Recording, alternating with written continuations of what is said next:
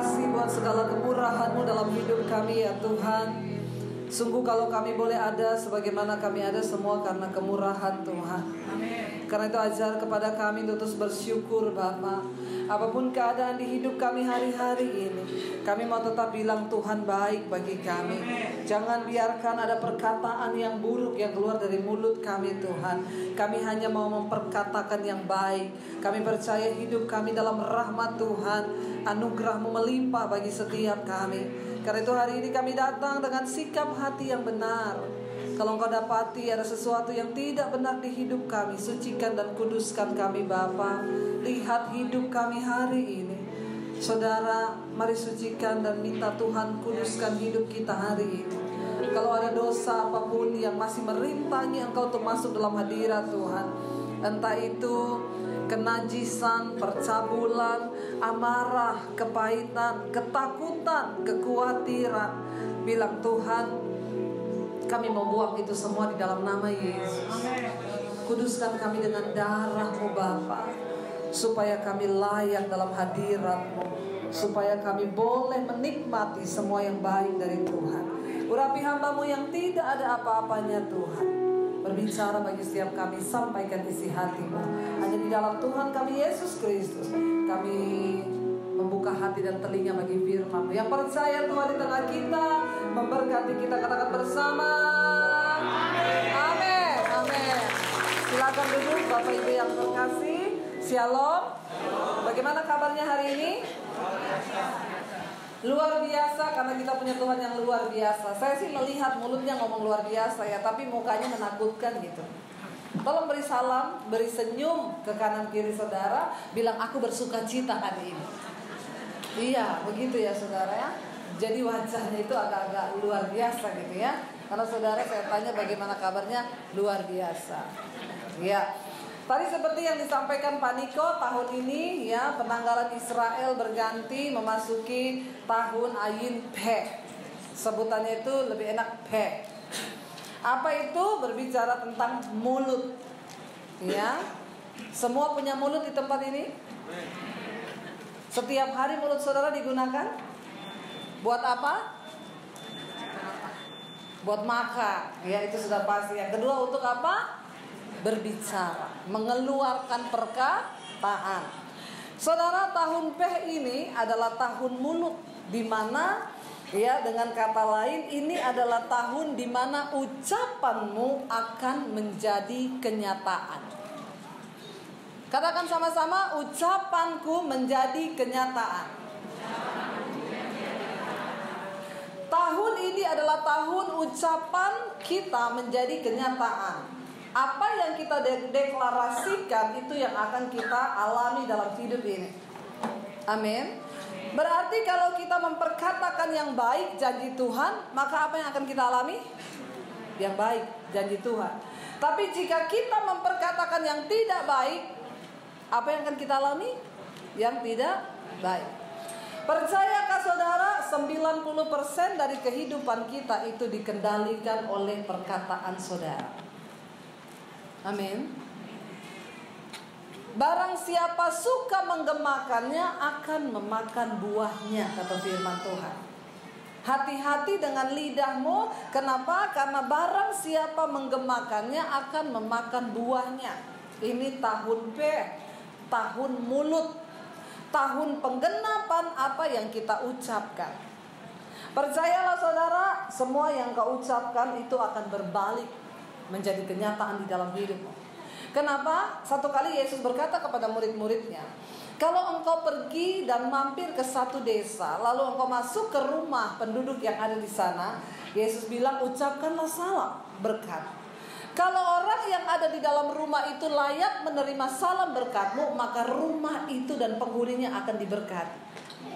Tapi kalau orang yang dalam rumah itu tidak layak untuk menerima salammu, dengan artian kata mereka dalam keadaan yang tidak berkenan, maka salam berkat itu akan kembali kepadamu dan engkaulah yang akan diberkati.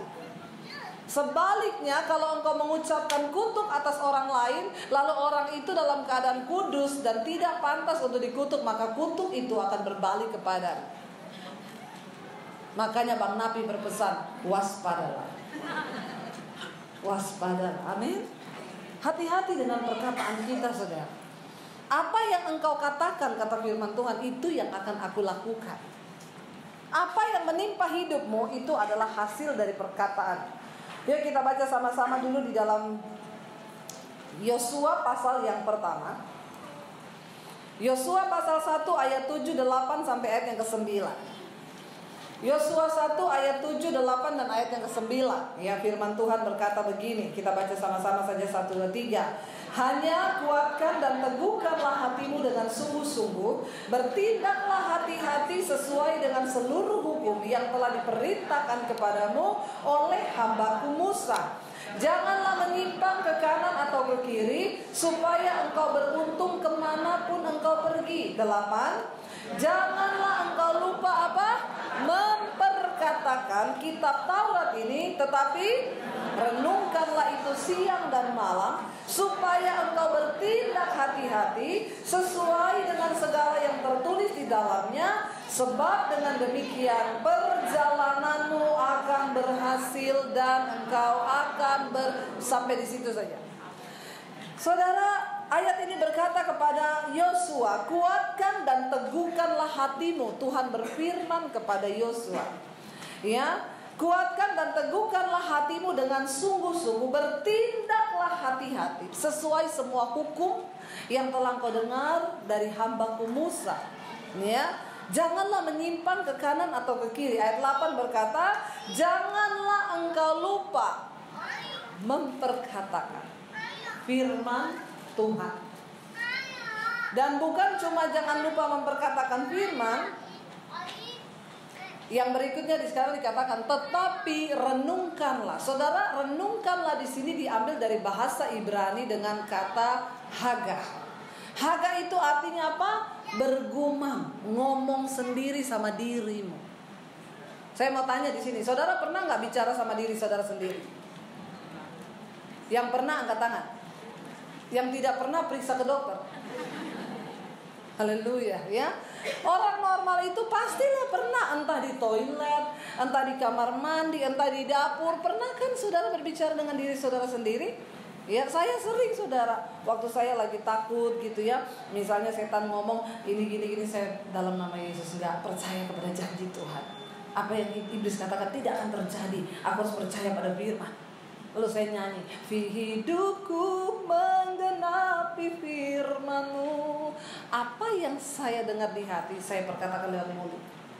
Ayat ini dikatakan, jangan lupa perkatakan kitab Taurat ini dan renungkan, lalu bergumamlah, ucapkanlah itu bagi dirimu sendiri. Lalu pehlah. Ya, apa itu peh? Perkataan. Mulut, ucapan kita. Setelah kita perkatakan firman Tuhan, ucapkan itu bagi dirimu sendiri. Saya kasih contoh, saudara, kalau bangun pagi, ada pekerjaan di kantor hari Senin yang rasanya berat. Saudara bangun pagi, ada suara yang bilang gini, ih malas banget ya ke kantor, kayaknya tugas hari ini kita gak bisa kerjain nih. Lalu engkau berkata kepada dirimu, aku percaya bersama Tuhan aku pasti bisa. Itu namanya pe. Dan apa yang kau ucapkan, Tuhan akan menggenapi. Saudara, hidup manusia itu dibentuk dari perkataan. Kenapa ada banyak anak yang akhirnya jadi pemberontak? Karena anak ini sering mendengar perkataan yang negatif dari ibu dan orang tuanya. Ketika ada anak yang melakukan satu kesalahan, lalu kita, memang kamu tuh goblok, tolol, makanya jadi anak yang becus. Kalau tahu dari dulu saya gak lahirkan kamu, saya masukin lagi. Dia gak bisa, saudara. Ya. Jangan pernah ucapkan yang buruk kepada anakmu. Kenapa? Karena apa yang engkau ucapkan itu yang akan terjadi. Apalagi tahun ini tahun peh, tahun mulut, tahun penggenapan semua yang kita ucapkan. Suami istri yang datang, suami istri hari ini coba lihat-lihat ngomong, saya ngomong yang baik-baik saja ya, supaya rumah tangga kita diberkati ya. Yang datang suami istri lihat-lihatan, yang gak mau lihat saya baptis ulang. Saya rendam agak lama 15 menit loh.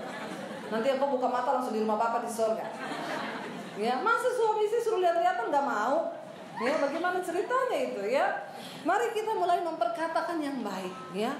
Suami istri kita, makanya saya suka bilang gini, kenapa sekarang banyak perselingkuhan terjadi? Karena hubungan rumah tangga kita sudah retak. Suami tidak lagi memperkatakan kepada istrinya, "Say, kamu cantik banget loh." Suami-suami di sini, masihkah engkau memperkatakan itu kepada istrimu? Setiap hari ngomong sama istri, "Kamu cantik loh." Istri-istri masih dapat perkataan seperti itu dari suaminya? Udah enggak? Aduh, kita perlu bikin seminar nih. Bapak-bapak ya, mari kita bertobat. Mari kita mulai belajar terus memperkatakan yang baik. Demikian juga istri, yang ngomonglah ke suamimu sekali-sekali, "Kamu tuh ganteng loh." Kemarin saya baca satu artikel, saudara, di Facebook. Artikelnya bilang begini, ibu-ibu wanita yang sering melihat cowok ganteng itu mengurangi stres. Jadi saya bagikan itu tulisan, saya tulis gini, "Untung suami saya ganteng." Jadi saya tidak perlu melirik lagi yang ganteng. Lalu ada ibu-ibu yang tanya begini, "Bu Debbie, terus kalau suami kita nggak ganteng, berarti kita stres dong tiap hari." Gimana tuh Bu ceritanya? Saya bilang, "Ibu, disitulah dibutuhkan mata iman dan bahasa iman." Ya, kalau suamimu tidak ganteng, tetap lihat dia dengan mata iman. Agak dikecilin matamu. Lalu bilang, "Kamu ganteng sayang." Ya, lalu perkatakanlah yang baik, amin. Belajar memperkatakan. Kenapa? Karena di luar sana hari-hari ini banyak wanita-wanita yang bilang suamimu ganteng. Ayo ibu-ibu. Iya, bapak-bapak juga di luar sana banyak laki-laki yang bisa bilang istrimu cantik. Makanya mari kita dari rumah tangga. Saudara, hari-hari ini saya banyak layani kasus perselingkuhan di dalam rumah tangga. Beberapa wanita itu mulai konseling dan berkata, "Bu, suami saya berubah hari-hari ini. Saya udah gak kenal dia lagi. Dia berubah sama sekali, dia gak cinta saya, gak cinta anak. Anaknya masih kecil-kecil, dulu dia sayang sama anak, sekarang tidak." Ternyata saudara, ya, saya dengar ada satu dukun yang bertobat. Dia bilang begini, sekarang itu para perempuan pelakor di luar sana itu pakai mantra. Dia bekerja dengan mantra. Lalu kenapa satu rumah tangga itu bisa dimasukin mantra? Karena hubungannya tidak harmonis. Dukun loh yang ngomong. Dia bilang begini, rumah tangga yang harmonis tidak bisa diserang setan. Tidak ada guna-guna bisa masuk. Tidak ada mantra bisa masuk ketika suami istri hidup rukun bersama. Kenapa gak ada yang amin? Jangan-jangan sudah mulai retak. Langsung tangkap, yes, amin. Langsung ngomong ke istrimu, "Say, makanya kita rukun bersama." Amin. Halo saudara, jangan sepelekan ini loh. Ini yang ngomong dukun loh. Dia bilang, kenapa? Kenapa rumah tangga yang harmonis tidak bisa dimantra? Karena setan itu kalau bekerja, dia butuh energi. Dia butuh power. Powernya apa? Kebencian, amarah, sakit hati, luka batin, kepahitan. Makanya banyak sekarang saya layani ibu-ibu suaminya kena mantra. Kenapa? Karena dalam rumah tangga sudah tidak harmonis. Perhatikan nih baik-baik, saya bicara serius loh. Karena memang banyak kasus yang hari ini saya temui, kisahnya sama persis sama yang diceritain dukun itu. Nanti ketika perempuan itu udah bacain suami kita mantra, masuknya lewat mana? Pertama, sales credit card. Ini yang tertawa-tertawa pengalaman ya. Bapak-bapak kalau ada yang tawarin sales credit card, "Bapak mau apply credit card?" Enggak. Bilang aja enggak usah, saya sudah banyak utang. Amin bapak-bapak. Nggak usah utang-utang lagi, udah mau kiamat. Ya, bilang aja enggak gitu, langsung blokir nomornya. Itu saudara banyak yang sekarang masuk lewat itu. Ya. Yang kedua, kemarin saya nanganin satu kasus, ada seorang ibu saudara. Dia lihat saya di channel YouTube saya. Saya punya channel YouTube Debbie Basir TV. Yang belum subscribe, tolong subscribe. Kalau tidak di-subscribe, subbreaker saja. Ya. Saudara, saya melihat ternyata lewat channel itu bagaimana Tuhan itu menjamah orang-orang, wow, luar biasa. Ya, lalu ibu itu lihat khotbah saya di channel saya, dia cari nomor telepon saya kasih nomor telepon saya. Orang tanya, Bu, nomor teleponnya berapa? Saya kasih. Di YouTube itu yang komen, saya kasih. Sampai ada yang bilang, saya nggak percaya ini nomornya Bu Debbie, ini pasti bukan Bu Debbie. Saya bilang, ini saya. Nggak percaya, pasti sekretarisnya. Ini saya, Debbie Basir. Nggak percaya, saya telepon langsung, saudara. Saya pencet, langsung dia angkat. Halo, 123-321, apakah ini suara saya atau bukan? Oh iya, Bu Debbie. Mana ada Bu pendeta kasih nomor HP? Ada, saya ada. Lalu saudara, mereka mulai curhat. Ibu itu cerita, Bu, suami saya tadinya laki-laki yang baik. Dia sayang istri, sayang anak. Tiba-tiba semuanya jadi berubah. Lalu Bu, dia itu saking cintanya sama Tuhan, dia mulai suruh buka persekutuan di rumah kami. Ini orang kaya, saudara. Lalu saya buka persekutuan, saya undang hamba Tuhan. Tapi belakangan Bu, dia jarang pulang suami saya. Kenapa? Ya alasannya macam-macam lah, meeting apa. Belakangan saya tahu dia ternyata kena sama perempuan. Dan sekarang dia sudah terang-terangan sama perempuan itu. Sekarang sudah hampir gak pulang kalau malam, pulangnya pagi. Saya cuma bilang, Ibu tetap berdoa. Saudara tahu, waktu mantra itu dimasukin sama setan, lalu setan akan membuat istrinya marah. Perempuan itu akan mulai teror. Kamu tuh siapa? Saya selingkuhan. Zaman dulu orang kalau selingkuh takut ketahuan. Zaman sekarang tidak. Dia yang kasih tahu sama istrinya. Saya nggak tahu nih pelakor zaman now minumnya vitamin apa. Kenapa bisa jadi kuat begitu, saudara? Lalu dia mulai, saya sudah temukan beberapa kasus nih begini, sama cara kerjanya. Suaminya lupa diri, lalu pelakornya mulai, gua simpenannya suamimu. Gua sekarang udah dibeliin apartemen. Lu tuh udah gak dicinta, lu cerai aja, lupakan suamimu, dia udah gak cinta sama kamu. Lalu ketika si istri ini marah, ketika si istri ini ngamuk, dukun itu bilang mantra itu semakin masuk kepada suaminya.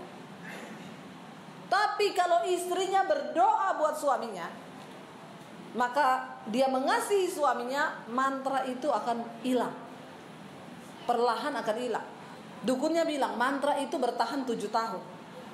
Tapi kalau dengan kuasa Tuhan bisa hilang dalam sekejap. Hati-hati bapak-bapak. Ya, ibu-ibu, berdoa buat suamimu. Ada yang bilang, saya sudah gak sanggup ibu berdoa buat suami saya, Bu, jahat sekali. Dia gak apa-apa, tetap berdoa. Iya, saya berdoa, Bu. Saya bilang, Tuhan cabut nyawanya. Jangan, saudara, ya. Masalah mencabut nyawa itu urusan Tuhan. Hati-hati istri, jangan berdoa begitu, bertobat. Lalu dia bilang sama saya, Bu, gimana? Saya bilang, Ibu tetap berdoa. Ibu ini luar biasa, saudara. Dia berdoa buat suaminya setiap jam 2 malam dia bangun. Kalau dulu saya itu kan sholat tahajud. Kenapa jam 2 malam doanya didengar? Karena yang lain lagi tidur. Tuhan lagi gak sibuk, cuma dengerin kita. Gak ada banyak antrian. Saudara, ya lalu bukan begitu ya. Nanti ini ada lagi yang potong lagi khotbah saya terus ditayangkan, dibilang Ibu Debbie sesat ini. Kalau berdoa jam 2 Tuhan lagi gak sibuk. Itu hanya lelucon ya.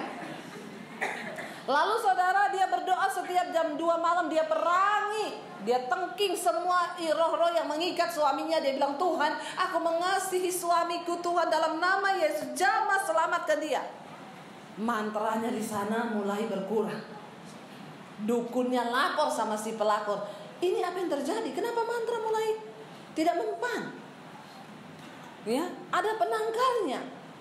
Mulailah dikirimi macam-macam. Ibu itu bilang sama saya WA, Bu Debbie, Ibu tahu nggak? Sejak saya berdoa, itu kan rumahnya itu saudara gede banget ya. Ini dia punya horden itu panjang, putih, transparan, lihat keluar taman. Dia bilang, Ibu, sejak saya berdoa malam, Ibu, saya patahkan itu roh-roh mantra apa suami saya Tuhan jamah. Setiap malam pocongan kelilingi rumah saya, lompat-lompat, berkeliaran di taman saya. Biarin aja, mungkin dia lagi bersihin taman. Saya bilang nomor 1, Ibu jangan takut. Jangan takut, itu cuma setan-setan biasa itu yang begitu. Setan yang luar biasa itu yang menguasai hatimu dengan kebencian, dengan kepahitan, dengan kekecewaan. Itu setan yang beneran. Kalau cuma pocongan begitu, biasa itu. Dia terus berdoa Bu. Terus berdoa. Hari berikutnya, Bu Debbie, kenapa? Pocongnya masuk rumah. Dapat kunci dari mana dia? Dia ke ahli kunci, sulit pasti bikin kunci sel. Ya, ibu dia lompat-lompat di dalam rumah saya. Jangan takut, jangan mau tertipu sama setan. Terus ibu perkatakan, doakan suamimu. Ucapkan, Kenapa? Karena apa yang kau ucapkan itu yang akan Tuhan genapi. Dia berdoa, saudara, berdoa. Besoknya dia WA saya, ibu pocongnya naik tangga. Hebat ini pocong ini ya. Terus bu, makin panas dia. Kenapa? Mantranya gak masuk. Ibunya terus berperang. Terakhir dia bilang ini, Bu Debbie, pocongnya masuk kamar saya. Terus saya berdoa, dia berdiri di samping saya. Terus saya gak takut bu. Saya tengking dia, dalam nama Yesus, hilang bu. Iya kan, saya bilang juga apa? Yang begitu gak bisa bikin apa-apa. Setan yang begitu sudah tidak bisa bikin apa-apa. Kuntilanak gak bisa bikin apa-apa. Yang menakutkan itu pelakor. Karena dia bisa bikin apa-apa. Hati-hati saudara ya. Lalu ibu ini berdoa. Saudara tahu satu kali dia telepon saya, Bu Debbie, saya kaget bu, kenapa tadi malam bu, kenapa? Pocongan datang lagi. Bukan bu lah, suami saya jam 3 pagi pulang rumah, ketok-ketok gedor-gedor pintu bu. Lalu dia masuk ke kamar saya. Begitu masuk di kamar saya, dia berlutut di kaki saya. Dia menangis, dia bilang, sayang, terima kasih ya, aku tahu kamu berdoa buat aku selama ini. Kenapa? Tadi aku bangun jam 2, aku lihat itu perempuan di sampingku, dia nenek-nenek tua mak lampir. Padahal bapak ini saudara udah ditipu miliar-miliar, tapi dia gak sadar, matanya gak terbuka. Kenapa? Kena mantra. Istrinya bilang, ibu itu perempuan gak cantik bu. Pertama dia masuk nawari saham. Pak, mau ikutan saham gak? Ya udah, akhirnya janjian ketemu. Waktu ketemu, kena saudara. Akhirnya suaminya pulang malam itu, saya udah gak mau, kamu pegang telepon saya ya. Kalau dia telepon, kamu aja yang angkat. Lalu istrinya Tuhan bukakan, ada sesuatu yang dia taruh di dalam barang-barang suamimu. Lalu diperiksa sama istrinya, saudara, di dalam pulpen kecil itu ada keris kecil dimasukin di dalamnya. Sama istrinya diambil, dibuang, dibakar. Sekarang setan bekerja hati-hati. Makanya suami istri mulai hidup dalam rukun bersama dan terus perkatakan yang baik. Amin. Setan bekerja luar biasa. Perkatakan, ya. Kenapa? Karena setan untuk bekerja dalam rumah tangga butuh nutrisi loh. Kemarahan, sakit hati, ucapan yang tidak menjadi berkat, yang dibiarkan menumpuk, ya, itu akan menjadi luka batin. Lalu mulai benci. Tadinya istri masih siapin kopi buat suami, lama-lama udah males. Ibu-ibu yang masih siapin kopi buat suaminya tiap pagi, angkat tangan. Yang masih sediakan buat suaminya kopi, teh, atau jus, atau buah, angkat tangan ibu-ibu. Ayo angkat tangan. Kalau saudara tidak menyiapkan, tidak usah angkat tangan. Kita buka kolam baptisan. Saya rendam agak lama. Yang sampai detik ini masih melayani suami, angkat tangan. Yang lain tidak melayani suami karena kerja. Kenapa tidak melayani suami yang lain? Karena kerja? Atau karena jengkel? Ibu-ibu, ya, saya cuma mau bilang hari-hari ini, mari kita jaga di rumah tangga kita. Kalau engkau sebagai ibu rumah tangga atau ada waktu, sebelum bekerja, sediakan dulu kebutuhan suamimu. Amin. Ibu-ibu, yang pria butuhkan itu hanya perhatian. Amin gak bapak-bapak? Bapak-bapak ada amin? Tolong ngomongnya agak pede gitu. Tidak usah terintimidasi. Ya, lo bener. Ya, kenapa? Saya pernah layani ada seorang ibu suami saya selingkuh sama sekretarisnya. Lalu dia cerita tentang kejelekan suaminya, gini. Saya bilang sudah cukup ibu. Sekarang tolong ibu ceritakan kejelekannya ibu. Kan saya udah dengar tentang suami ibu. Kejelekan ibu apa? Dia diam saudara. Apa ya? Enggak, saya mau tanya dulu. Setiap pagi ibu siapkan sarapan enggak buat suami? Enggak bu. Dia berangkat kerja, saya masih tidur. Kenapa bisa begitu? Karena kan saya itu ketemu sama suami saya, dia itu dulu kuliah di Amerika bu. Jadi dia termasuk laki-laki mandiri, mandi sendiri, makan sendiri. Dia itu mandiri bu, jadi saya nggak perlu siapin lagi. Nah kalau dia pulang kerja gitu, ibu siapin makanan di meja. Enggak, orang dia punya warteg langganan di samping rumah saya. Ya, ternyata yang jualan warteg Po Inem, cantik. Suaminya datang, halo bapak, mau makan apa pak? Makanya suaminya betah ke warteg. Hati-hati ibu-ibu. Amin ibu-ibu. Bertobat nih ibu-ibu ini.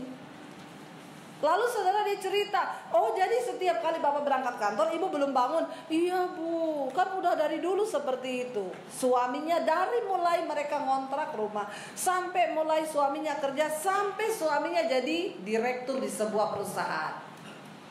Waktu jadi direktur di sebuah perusahaan, beli rumah mewah. Lalu keadaan rumah tangga semakin tidak harmonis. Kenapa? Istri di rumah kerjaannya nonton film Korea sama main game. Ini yang terjadi hari-hari ini. Bertobat. Lalu ya ketika dia sudah mulai bekerja di kantor, sekretarisnya cantik. Tiap pagi berangkat dari rumah belum sarapan, begitu masuk kantor sekretaris buka pintu, selamat pagi bapak, mau minum apa pak? Kopi susu, susu manis, susu tawar, semua ditawari. Ya, di rumah istrinya cuek. Dia memakan gak makan terserah. Di kantor sekretaris cantik, harum, seksi. Nawari, pak mau makan apa pak siang ini? Mau makan dalam atau luar? Kalau luar nanti Neng temani. Mau yang jauh atau yang dekat? Puncak juga boleh pak. Senin gini biasanya lengang. Mulailah bapak makan di luar. Kenapa? Karena yang perhatikan bapak sekretaris. Dia pulang ke rumah istri main game, ya. Nggak pernah tanya, pak gimana kerjaan hari ini? I love you, I need you, I want you. Jangan tertawa ya. Masih seperti itu nggak dalam rumah tangga kita? Saya sama suami saya sampai detik ini masih kirim-kiriman love loh. Masih ngomong say, aku kangen loh. Saudara masih kayak gitu? Kenapa Anda menatap saya seperti itu? Biasa aja, keles. Ini kayaknya mukanya itu tanpa ekspresi. Memang bersalah atau bagaimana sih nggak tahu. Jangan istri hanya SMS suami gini, pak uang habis transfer ya. Itu menyakitkan sekali saudara. Ya, saya tuh pernah satu kali suami saya lagi pergi, saya WA dia gini, suruh pulang dia cepat say. Aku udah masak sayur lodeh kesukaanmu loh, sama empal sama sambal. Cepet pulang lah. Dia balas, siap.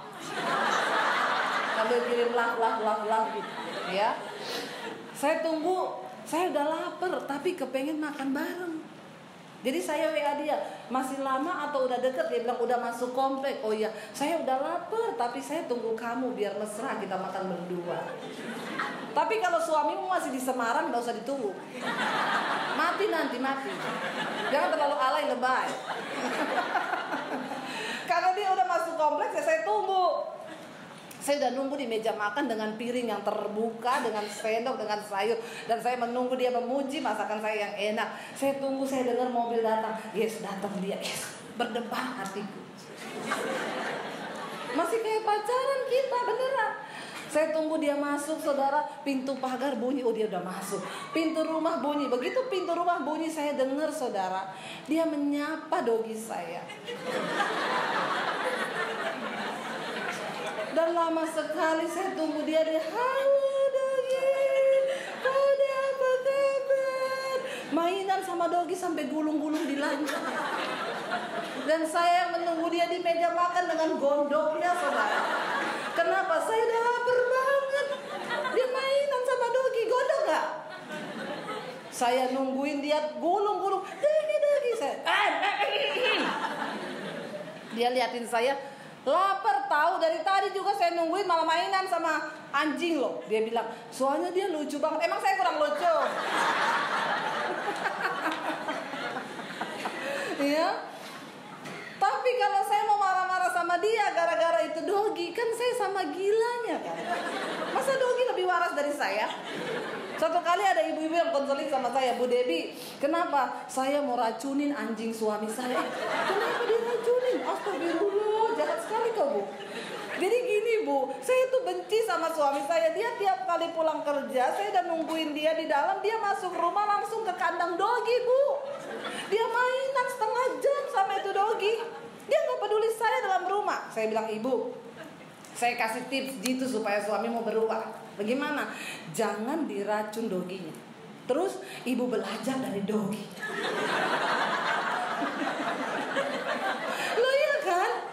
Kenapa suamimu bisa pulang langsung masuk ke kandangnya? Mesti ada sesuatu. Ibu intip apa yang dogi lakukan, lalu ibu tiru. Saudara tahu gak ya? Bener gak? Daripada dogi diracun, mending kita belajar dari dogi. Jangan malu, saudara. Itu dogi yang punya dogi ya. Kita pulang, tuannya pulang, apa yang dia lakukan? Dia ciumin kita dari atas sampai bawah. Dia peluk kita, dia gulung-gulung sama kita. Benar nggak? Ibu, besok kalau suamimu pulang. Lo bener nggak, saudara? Sebelum dia ke samping ke kandangnya dogi, Bu, begitu dia masuk pintu pagar, ibu cegat dia di pintu pagar, lalu ibu ya, ibu peluk, ibu ciumin dia, jangan dilepas, Bu. Saya yakin, Bu, waktu ibu lakukan itu, maka besok suami pulang tidak ke kandang dogi lagi, tapi dia cari ibu di dalam. Amin, ibu-ibu.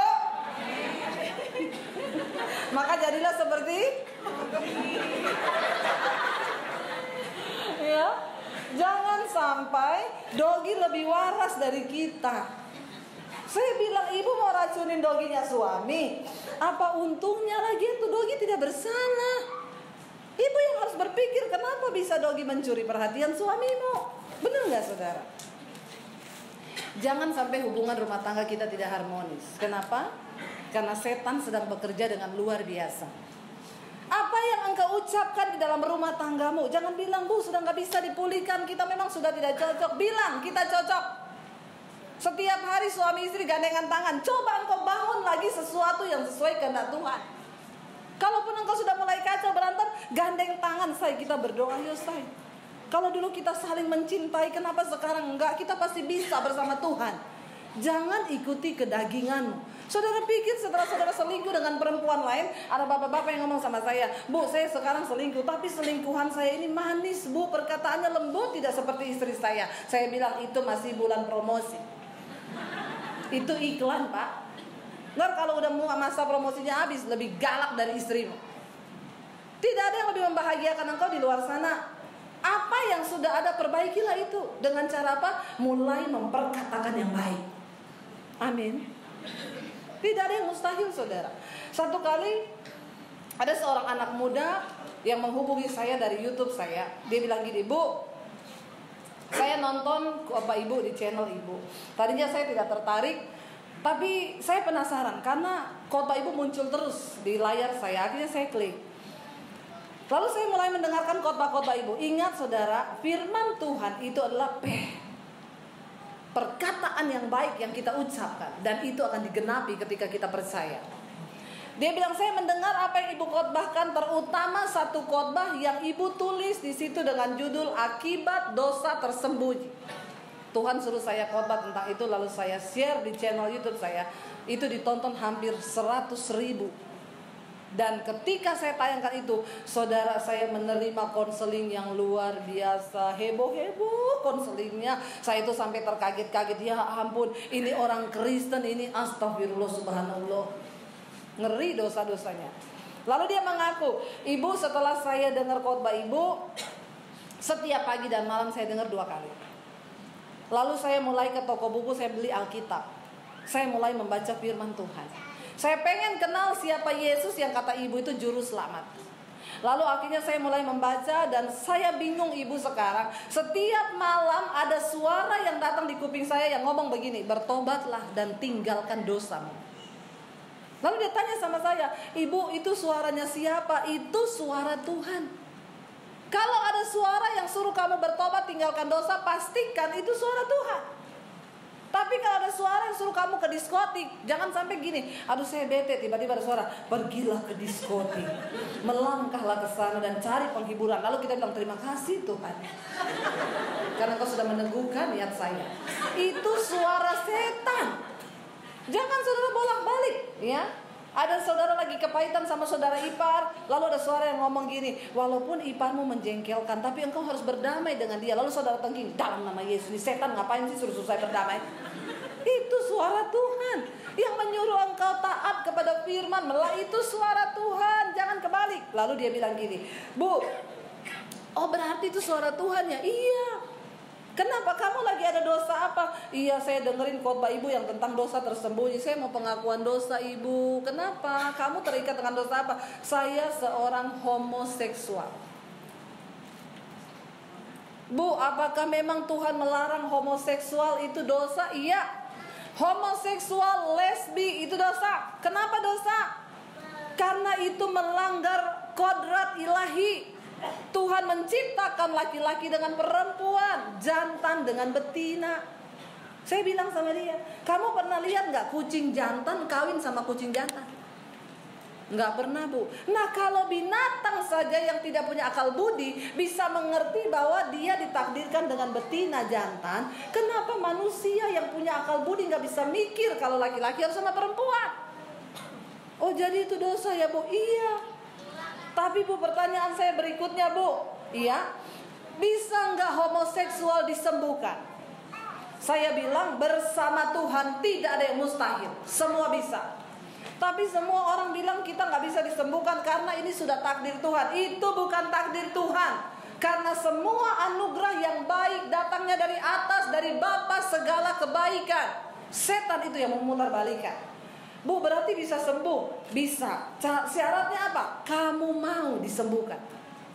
Kenapa? Karena Tuhan mencari orang yang mau, bukan yang mampu. Waktu kita mau, maka Tuhan akan memampukan. Karena kita semua gak ada yang mampu. Dosa apapun yang mengikat saudara hari ini, kenajisankah, perselingkuhankah, rokokkah, apapun, bagi Tuhan tidak ada yang tidak mungkin. Semua mungkin. Lalu dia tanya sama saya, oke Bu, bagaimana caranya supaya saya bisa dipulihkan dan saya keluar dari dosa ini? Nomor satu Pak, nomor satu Bang, ya, orangnya ganteng banget saudara, ganteng banget. Makanya sekarang yang wanita kalau cari suami jangan terlalu ganteng ya, karena menakutkan. Sekarang yang ganteng-ganteng itu aduh ya. Sekarang rata-rata cowok yang six pack itu ya begitu semua, yang tersisa hanya yang one pack. Mending begini, yang penting normal saudara ya.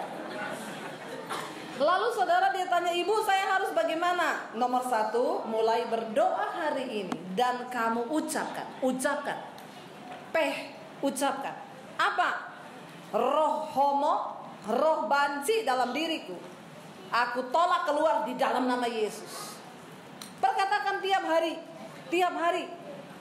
Terus saya nggak harus didoakan pendeta, nggak usah dulu. Nggak ada satu pendeta hebat yang bisa lepaskan kamu.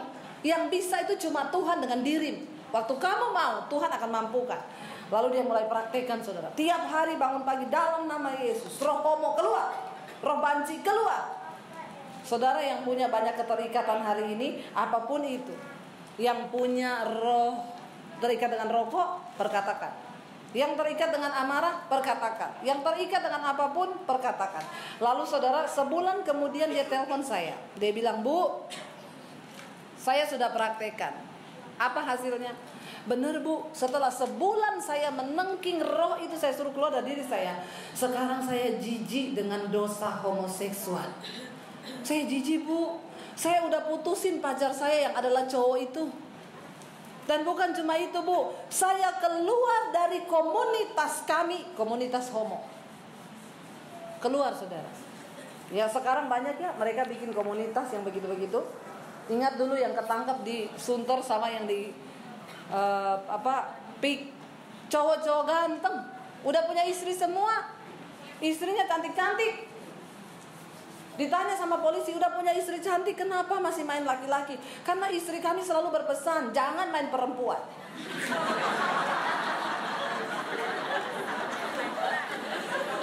Jadi ibu-ibu kita perlu menambahi sekarang kalau suami kita mau keluar ngomong, Pak, Jangan main perempuan, apalagi main laki-laki. Sekarang bahaya saudara, ya. Lalu dia bilang saya udah keluar dari komunitas saya, ya. Dan hari-hari ini saudara dia lagi bilang, Bu, Ibu di Jakarta ya, jauh ya. Ibu saya mau pindah Jakarta, saya mau digembalakan sama Ibu, saya mau jadi orang normal. Saudara, tidak ada perkara yang mustahil. Waktu kita mau memperkatakan yang baik. Ini adalah tahun Ayin Peh, di mana tahun ini tahun penggenapan semua yang kita ucapkan. Apa yang kau ucapkan itu yang akan Tuhan lakukan. Mari mulai perkatakan yang baik atas rumah tanggamu, perkatakan janji Tuhan. Coba kita baca satu ayat lagi ya saudara. Kita baca mari di dalam Matius, Injil Matius pasal yang ke-12 ayat yang ke-35 dan ayat 37 sampai 37. Matius 12 ayat 35 sampai ayat 37. Matius 12 ayat 35 sampai 37. Kita baca sama-sama 1 2 3. Orang yang baik mengeluarkan hal-hal yang baik dari perbendaharaannya yang baik, dan orang yang jahat mengeluarkan hal-hal yang jahat dari perbendaharaannya yang jahat. Tetapi aku berkata kepadamu, setiap kata sia-sia yang diucapkan orang harus dipertanggungjawabkannya pada hari penghakiman. Karena menurut ucapanmu engkau akan dibenarkan, dan menurut ucapanmu pula engkau akan dihukum. Saudara, tidak main-main. Yesus mengingatkan kepada murid-muridnya, perkataan itu menentukan engkau diselamatkan atau tidak.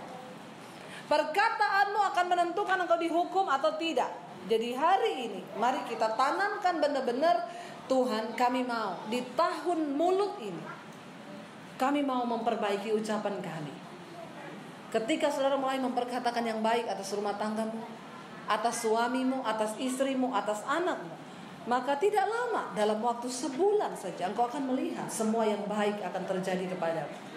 Kenapa? Perkataan adalah benih yang kita tabur, dan itu akan tumbuh menghasilkan buah. Kali saya berdoa biar kita semua hari-hari ini semakin giat mencari Tuhan. Ingat, menurut perkataan engkau akan dibenarkan, menurut perkataanmu engkau akan dihukum. Setiap perkataan sia-sia yang diucapkan orang, sia-sia loh. Ya, karena itu mari kita mulai sungguh-sungguh berdoa. Saya berdoa juga supaya kita mulai terus bergumam, ya, kayak tadi Yosua, ya, perkatakan kitab ini lalu bergumam, ucapkan kepada dirimu sendiri, lalu bertindak hati-hati sesuai dengan apa yang kau ucapkan itu. Maka Alkitab berkata, perjalananmu di dunia ini berhasil dan beruntung. Berapa banyak yang mau berhasil? Berapa banyak yang mau beruntung? Mari bangkit berdiri bersama. Kami mau menggenapi firman-Mu dalam hidup kami Tuhan. Karena kami percaya hanya ketika kami taat kepada firman Tuhan, kami akan menikmati semua kebaikan dalam hidup kami. Kami datang membawa seluruh hidup kami. Ajar kepada kami untuk hidup menjadi orang-orang yang mau terus melakukan firman Tuhan. Biar hari-hari ini kita mau berkata, Tuhan, kami tidak ingin menjadi orang-orang yang hanya menuntut Tuhan menggenapi firman-Mu dalam hidup kami, tapi kami mau menjadi orang-orang yang menggenapi firman Tuhan dalam hidup kami. Karena kami memperkatakan firman-Mu, karena kami melakukan firman-Mu. Kami percaya Tuhan, ketika kami menjadi pelaku firman, kami akan melihat mujizat dan penyertaan Tuhan dalam hidup kami. Kami percaya itu akan menjadi tanda kebesaran Tuhan dalam hidup kami. Kami mau sungguh-sungguh bertobat hari ini, menyerahkan seluruh hidup kami dalam tangan Tuhan. Kami bawa hidup kami Bapa, bawa kami dalam pertobatan yang sungguh, dalam rumah tangga sebagai suami dan istri. Mari suami istri yang datang boleh bergandengan tangan hari ini. Bawa keluargamu pada Tuhan. Katakan, Tuhan, kami mau belajar memperkatakan yang baik dalam rumah tangga kami.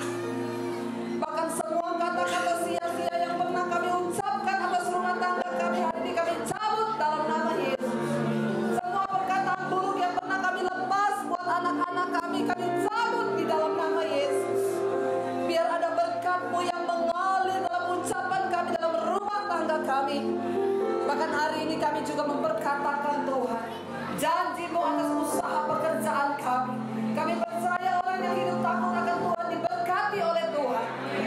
Kami memperkatakan semua yang baik atas kehidupan kami. Kami percaya Tuhan, hari-hari ini Engkau yang memberkati hidup kami. Mari saudara, terus perkatakan yang baik atas kehidupan rumah tangga. Terus ucapkan, ucapkan yang baik, ucapkan janji Tuhan. Karena ini adalah tahun penggenapan. Semua ucapkan, semua ucapan-ucapan yang kita ucapkan di hadapan Tuhan. Hidupku